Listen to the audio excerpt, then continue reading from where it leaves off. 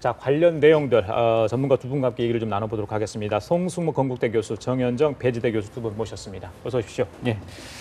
자, 먼저 송 교수님, 박근혜 대통령의 규제 개혁 의지 취임 초부터 계속 강조를 해왔는데 손톱 및 가시를 뽑겠다 이렇게 하지 않았습니까? 지금 3년간의 성과도 꽤 있었던 것 같습니다. 좀 돌아보면 자, 규제 개혁 굉장히 중요한 부분 아니겠습니까? 이 규제 개혁이라는 것은 역대 정부에서 다 추진해 왔습니다. 그런데 성과를 못 냈죠. 왜 그러냐면 규제 개혁이라는 게 다른 말로 하면 공무원들의 권한을 뺏는 겁니다. 본인들의 권한을 지키는 공무원 사회하고 그 권한을 좀 더 축소시켜 가지고 기업하기 좋은 그 환경을 만들겠다는 어떤 국정 운영자하고의 어떻게 보면은 보이지 않는 치열한 경쟁이에요. 그만큼 국정 운영 책임자가 강력한 의지가 없으면 사실 규제 개혁은 굉장히 어려운 겁니다. 지금까지 역대 정부 중에 이번에 그 박근혜 정부에서는 제가 볼 때는 규제 개혁에 그래도 상당한 성과를 거두고 있다. 지금까지. 그것은 박근혜 대통령께서 취임 후 지금까지 줄기차게 규제 개혁을 외쳐왔단 말이죠. 그래서 어렵게 이제 바퀴가 조금씩 돌아가고 있는 것 같아요. 그런데 조금 전에 이제 박근혜 대통령께서 모두 발언을 통해서 말씀하셨지만은 규제 개혁이 제대로 되려면은 국회, 공직사회, 감사원, 그다음에 사정기관 모든 것이 한꺼번에 동시에 이게 돌아가야지 규제 개혁이 이루어지는 거예요. 그래서 이제 국회에 대해서 많은 당부를 하셨고 하는데 박근혜 대통령 말씀 중에 제가 제일 가슴에 와닿는 얘기가 뭐냐면은 공무원들에 대해서 법령을 소극적으로 해석하지 마라. 이게 굉장히 중요한 말씀인데 일선에 사실 중앙행정부처도 그런 일이 있지만 가장 심한 게 기초자치단체로 내려가면은 공무원들이 가능하면은 본인이 책임을 져야 되니까 어떤 인허가가 들어오면 안 하려는 쪽에 그 비중을 둔단 말이죠. 그러다 보니까 아니 할 수 있다 이래 모든 법령이. 그러니까 거꾸로 말하면 꼭 해줘야 된다는 건 아니지 않느냐. 이제 이런 식으로 돼 있어요. 그래서 박근혜 대통령 말씀이 오늘 소극적 법령 해석을 하지 마라. 그러고 감사원과 사법기관 이 부분에 대해서 적극적 법령을 해석했을 때 그 공무원에 대해서 책임을 묻지 마라. 사실 이 분위기가 정착만 되면은 우리나라 규제 개혁은 아마 상당히 성과를 거둘 것 같습니다. 그래요. 자, 정 교수님, 그 오늘 이 회의의 주제가요. 함께 푸는 규제 빗장, 달려라 한국 경제 이런 슬로건이거든요. 굉장히 의미가 있다고 보는데 방금 우리 이제 송 교수님 말씀하신 것처럼 박근혜 정부가 그동안 규제 개혁 노력을 많이 해왔는데 물론 성과도 있고 별로 잘못된 부분도 있고 또 인식의 문제도 있고 근데 이제 가장 중요한 게 국민들이 얼마만큼 피부로 느끼느냐 그 부분 아니겠습니까? 그러니까 저는 사실은 우리나라 규제 개혁의 어떤 성과라고 하는 것이 실제로 이 국민들의 어떤 경제와 또 취업 특히 이런 부분에서 체감 효과로 나타나느냐 이게 중요할 것 같아요. 아까 한 10,000여 개 정도 일자리 창출 효과가 있었다고 얘기를 하는데 박근혜 정부 임기 말에 들어가는 거 아니겠습니까? 그렇다면 뭐 목표하신 60,000 개. 의 일자리는 어떻게 되는 건가? 규제 개혁을 통해서 앞으로 50,000 개가 더 창출이 돼야 되는 거 아니겠습니까? 그렇다고 얘기하면 그냥 수치적으로 놓고 봐도 체감 효과라고 하는 것, 특히 이제 이른바 취업과 관련되어지는 이런 효과가 상당히 중요할 것 같고요. 그리고 사실은 규제를 일정 부분 그 풀어서 기업들이 좀 더 이 경제 활동하기 편해지도록 만든 거 아니겠습니까? 그렇다면 그 기업들이 실제로 이 국내의 어떤 내수라든지 또는 취업 시장에 어느 정도 기여하는 효과가 있어야 되는 거 아니겠습니까? 대통령께서 그런 부분에 대해서 좀 명확하게 저 자리를 통해서 짚어주시는 어떤 그런 자리가 됐었으면 국민들이 굉장히 중요한 일을 하고 있고 또 그것이 갖고 있는 어떤 의미라고 하는 것들을 한 번 더 체감할 수 있었을 텐데 사실은 크게 피부에 와닿지 않는 그런 이른바 점검 회의였다라고 보여지고요. 수치적으로 보면 우리나라 규제 개혁 수준이라고 하는 게 뭐 기존 정권에서 계속 해왔기 때문에 OECD가 5년마다 규제 지수라는 걸 내고 있어요. 우리나라가 기본적으로 한 1점 정도의 규제 수준을 갖고 있다. 그 숫자가 많으면 규제 수준이 굉장히 높은 나라라고 보는데 그렇다면 OECD 국가 중에서 우리가 규제의 어떤 수준이라는 것만 놓고 보면 그게 높지 않아요. 그리고 좋은 환경을 갖고 있다 이렇게 평가를 받고 있고요. 그리고 투자기관들이 실제로 그런 지표들을 많이 또 감안을 해서 투자를 하고 있는 이런 상황이라서 예. 수치나 어떤 물리적인 그 개수로 보면 나쁘지 않은 상황이다. 다만 중요한 거는 얼마만큼 체감을 하고 내수의 어떤 경제 시장이라든지 취업 구조에 변화를 주는 어떤 규제를 할 것이냐. 예. 이게 이제 굉장히 중요한데 그런 부분에 대해서는 박근혜 정부에서는 크게 이룬 게 없다라고 보여집니다. 그래서 이 수치의 함정이라는 걸 우리가 잘 봐야 되는데 이명박 정부도 사실은 규제 개혁을 추구했었어요. 그래서 뭐 여러 가지 그 규제와 관련되어지는 조치를 취했는데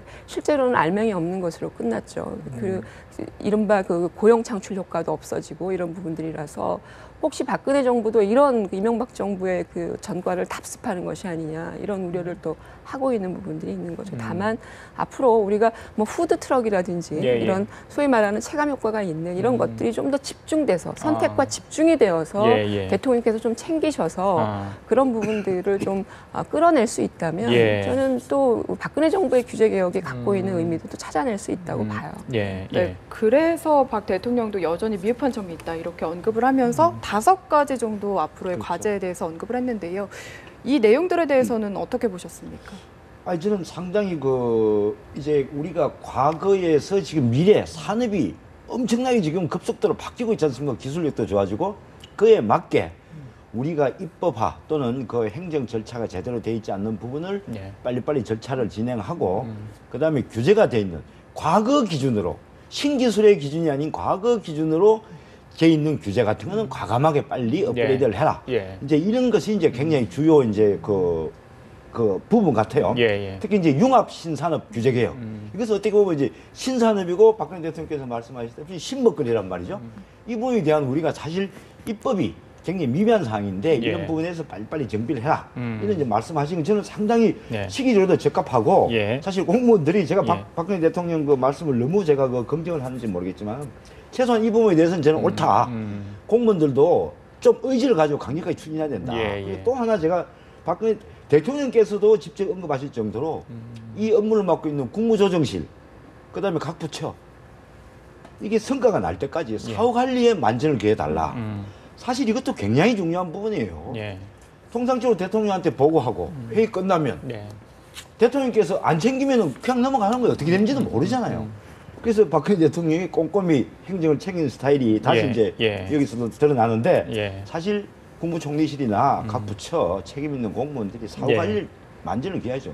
근데 거대 담론인지 모르겠지만 제가 꼭 한마디 드리고 싶은 게 그렇게 간단한 일이 아니죠, 사실은. 그럼요. 그 간단한 공무원들의 어떤 갑질 문제, 복지부동 문제, 관행이라는 이름으로 했던 문제 그런 것들이 규제를 발목 잡고 있는 거 아니겠습니까? 그렇죠. 예, 예. 그러니까 그 사실은 그 공무원들의 어떤 일하는 방식이 그런 것도 있고요. 또 하나는 법이 또 상당히 그 규제성이 강한 법들이 꽤 있어요. 그 공무원들은 사실은 법을 나름대로 이제 보호막으로 해서 자신들의 규제 권한을 강화시키는 이런 어떤 그 방향으로 가고 있는데 예. 그런 것들은 좀 분리해서 일하는 방식을 통해서 풀어가야 되는 부분과 더불어서 예. 또 하나는 법을 풀어서 가야 되는 부분을 좀 명확하게 구분해서 어떤 것들이 더 국민들의 생활과 또 체감되는 효과가 높은 것인가에 대한 구분이 좀 필요하고요. 예.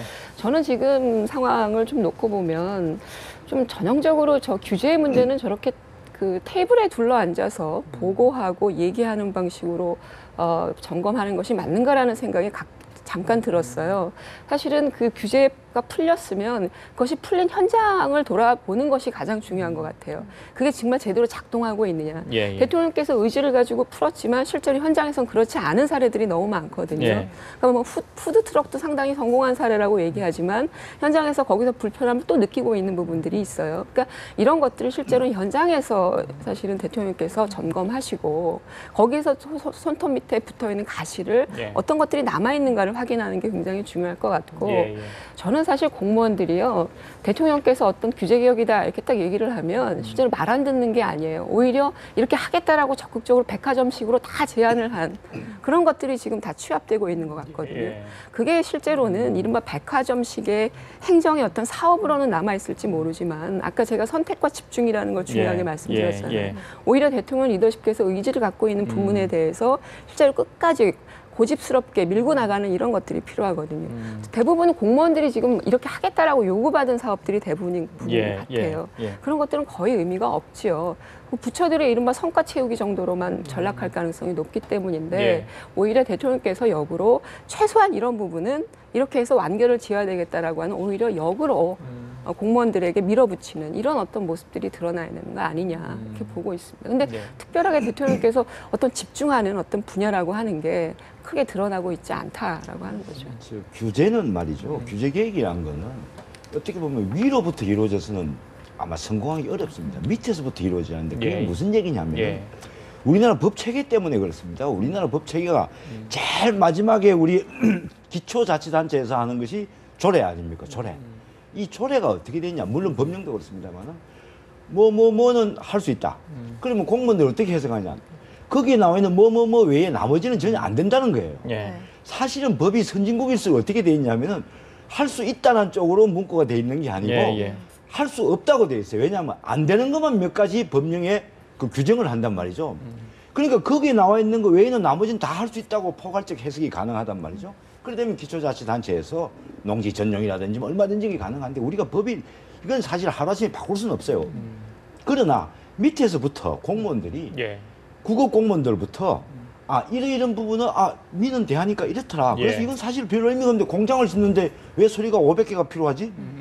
이런 식의 밑에서부터 실무진에서 올라와야 되는 거지. 그것이 중앙부처에 행자부 1급 실장이 앉아서 그걸 볼 수가 없는 거거든요. 그러니까 밑에서부터 적극적으로 공무원이 나서야 되고 대통령이나 장관들은 공무원들이 그 적극적으로 동참할 수 있는 그런 분위기 형성하는 것이 굉장히 중요하다고 봅니다. 네, 그러니까 박 대통령도 좀 밀어붙이는 힘이 필요하고 그리고 모두가 다 노력을 해야 맞습니다. 된다 이런 말씀이신 것 같은데 이 마지막에 국회에게도 한 말씀 당부를 하셨어요. 좀 관련 법안들이 계류돼 있는 법안들이 빨리 처리될 수 있도록 해달라. 이건 좀 정상화에 대한 요구다 이렇게 해석을 해봐야 되겠죠. 지금 이제 역사교과서 국정화 문제로 인해서 야당이 저는 이제 뭐 원내로 들어올 거라고 생각이 되는데 어찌됐건 야당도 부담이 있지요. 지금 총선을 코앞에 두고 맞습니다. 실제로 마지막 예산 국회를 그냥 또 무기력하게 진행한다고 하면 국민들로부터 돌아오는 어떤 부메랑이 있기 때문에 저는 반드시 돌아갈 거라고 생각이 되나 박근혜 대통령께서는 사실은 형식적으로 실제로 지금 국회에게 요구할 것들이 크게 많이 남아 있는가라는 생각이에요. 제가 볼 때는 경제활성화 법안 같은 경우에 한 30개 법안을 대통령께서 중요하게 보시는데 그중에 한 23개가 이미 통과가 됐고요. 지금 마지막 국회에 남아있는 것들이 이미 또 합의된 것도 몇 개 있고요. 몇 개 되지 않은 상황에서 아까 뭐 말씀하시는데 경제 관련되는 법안 통과시키는 부분에 대해서는 세게 얘기를 안 하시는 것 같아요. 그런 상황은 국회에게 특히 경제 관련되는 부분에 대해서 요구할 것이 크게 많지가 않은 상황이고 뭐 대통령은 조금 더 여유가 있으신 것 같다라는 생각이에요. 다만 이제 문제는 예산인데요.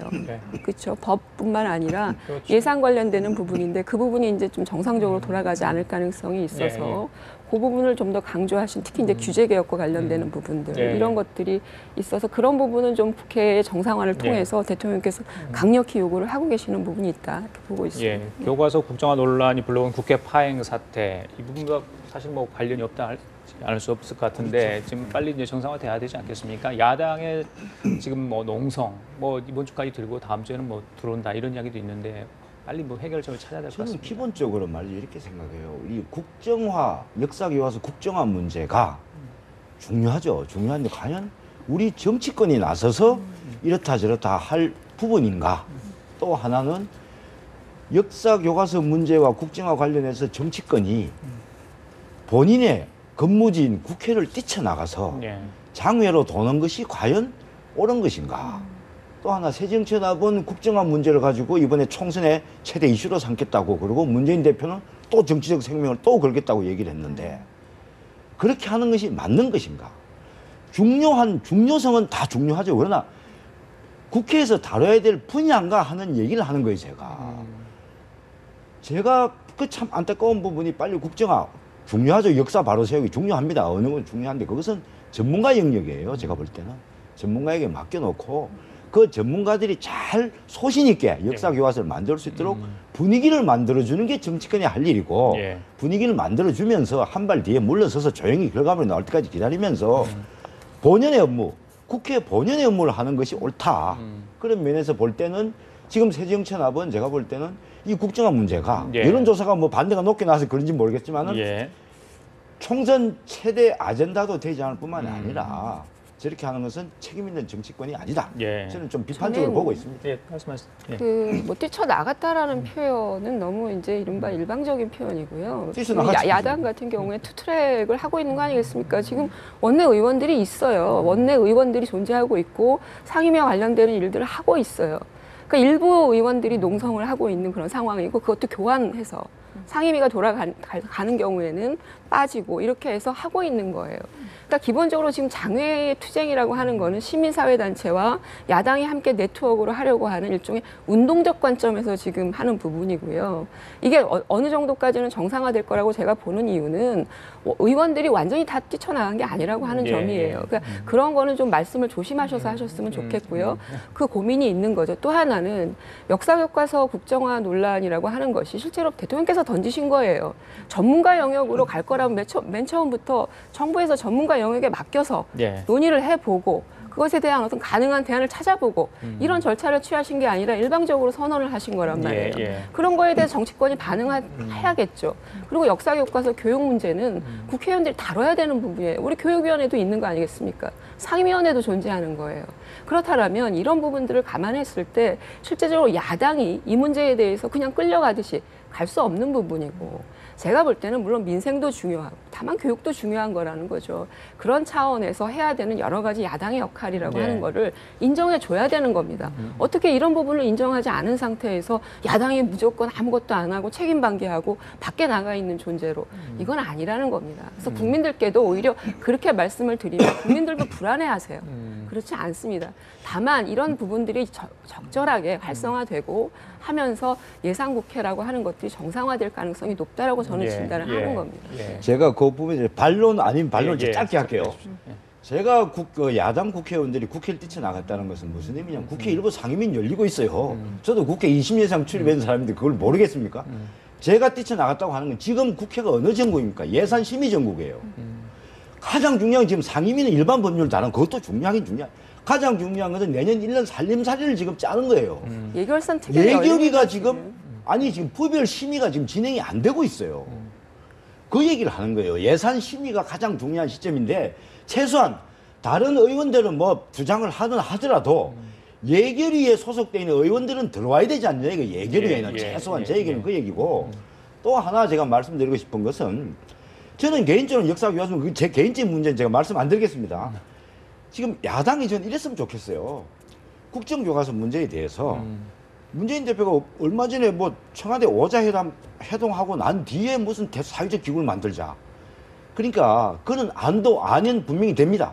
근데 제가 안타깝게 생각하는 그런 안을 죄송합니다. 청와대 오자회담 했을 때나 네. 안 그러면은 좀 더 일찍 이 문제가 청와대에서 제기됐을 때 네. 그때 사회적 기구를 좀 만들자 예. 하는 그런 안을 냈으면은 예. 이렇게까지 그거 참 좋은 안이잖아요. 그래서 좀 타이밍 맞게 선도적으로 좀 대처를 했으면 아니, 좋겠다 황 하는 그런 교수님께 생각을 제가 하거든요. 좀 여쭤보고 싶은 건 뭐냐면 잠깐만요. 제가 잠깐 네. 말씀드릴게요. 예결상 관련해서 지금 정상적으로 운영되지 않는다라는 게 아니라 정부안이 아직 안 넘어왔어요. 내년도 예산안이. 지금 예결위가 파행이 됐다라고 하는 부분은 예비비와 관련되는 부분에 대해서 야당 의원이 안 들어간 겁니다. 역사교과서 관련되는 교육부 예비비 편성과 관련돼서 예결선 특위안의 부분에서 그 야당 의원들이 예. 안 들어간 제가 거지. 정리를 할게요. 내년도 예. 예산과 관련해서는 예. 아직 정부안이 안 넘어왔어요. 시기적으로. 제가 근데 무슨 예결산 잠깐만요. 아니, 두분 잠깐만요. 정리를 하고요. 예. 저희들이 또 다음 얘기를 좀 해야 되니까 자 분명히 이제 국회가 정상적인 모습은 아니다. 이건 맞잖아요. 두 분 인식을 하시잖아요. 그 모습을 저희들이 질문을 했었고 거기에 대해서 자 예결위가 열리고 있느냐 않느냐 그건 세부적인 사항 아니겠습니까? 거기서 다툼을 저희들이 할 필요는 없을 것 같아요. 이 자리에서는. 아니 자, 국회는 정상적으로 돌아가고 그- 있다는 겁니다. 네. 예. 알겠습니다. 자 그리고 아까 우리 송 교수께서 그 지자체분 공무원들도 뭐 좀 이렇게 적극적으로 좀 이렇게 규제 개혁에 나서야 된다 했는데 요즘 정치권과 더불어서 지자체도 민생 돌보기를 좀 하는 것 같아요. 서울시가 이제 내년부터 2020년까지 5년간 저소득층 미취업 청년에게 월 50만 원의 최소 사회 참여 활동비를 지원한다 이런 얘기를 했습니다. 그렇다 보니까 서울시장이 누굽니까? 박원순 시장 아니겠습니까? 이 포퓰리즘 논란이 좀 나오고 있는 것 같아요. 이 부분에서 먼저 이해를 좀 해보시죠. 예. 이제 이런 거죠. 박원순 시장 측의 이제 계획을 보니까 서울 시내 저소득 가정의 19세부터 29세 사이의 미취업 청년층에 예. 월 50만 원씩 뭐 지원을 한다. 예. 이건데 대한민국은 민주주의 국가입니다. 민주주의 국가는 자본주의 시장을 근간으로 하는 거예요. 자본주의 시장은 뭐냐면 경쟁 체제입니다. 우리가 국가가 돌봐야 될 복지 문제와 비경쟁 체제와는 구분해야 됩니다. 저는 그래서 그런 면에서 제가 뭐 짧은 시간에 다 말씀드릴 수는 없지만 없어서 그런데 어쨌든 박원순 시장 이 부분은 도리어 지금 우리 노인층들이 할아버지 할머니들이 지금 제대로 국가의 돌봄을 받고 있나요? 예. 어디가 더 시급하죠? 20만 원씩 받는 분하고 50만 원씩 받는다면 누가 더 시급하냐? 저는 그래서 정책이란 건 우선순위 결정하는 건데 박원순 시장께서 이렇게 하는 것은 제가 볼 때는 정책의 우선순위에 저는 좀 맞지 않는 거 아니냐. 저는 노인층으로 가는 것이 더 맞지 않느냐 하는 생각을 합니다. 지난번에 이재명 성남시장도 비슷한 네. 다른 듯 비슷한데 서울시는 그 부분도- 다르다고 예. 네. 이야기 좀 해주세요. 저는 어쨌든 취지 자체는 이 정책의 취지 자체는 뭐 우리가 고민하고 있는 거 아니겠습니까? 이른바 이 청년 실업이라고 하는 게 상당히 지금 문제가 되고 있거든요. 우리나라 청년 실업률이 굉장히 높아지고 있어요. 그렇다면 국가정부적 차원에서 이 청년 실업을 여러 가지로 활성화시켜 보려고 노력을 하는데도 예. 그게 여의치가 않단 말이에요. 그러니까 그런 차원에서 정부가 할 수 있는 건 이른바 이 실업자들에 대한 단기적인 어떤 지원금 이런 것들을 확보해서 지원해주는 이 정도 수준이죠. 예. 우리가 뭐 지방자치단체에서 아이 많이 나오면 다둥이 또 지원금도 있고 이런 것과 비슷하게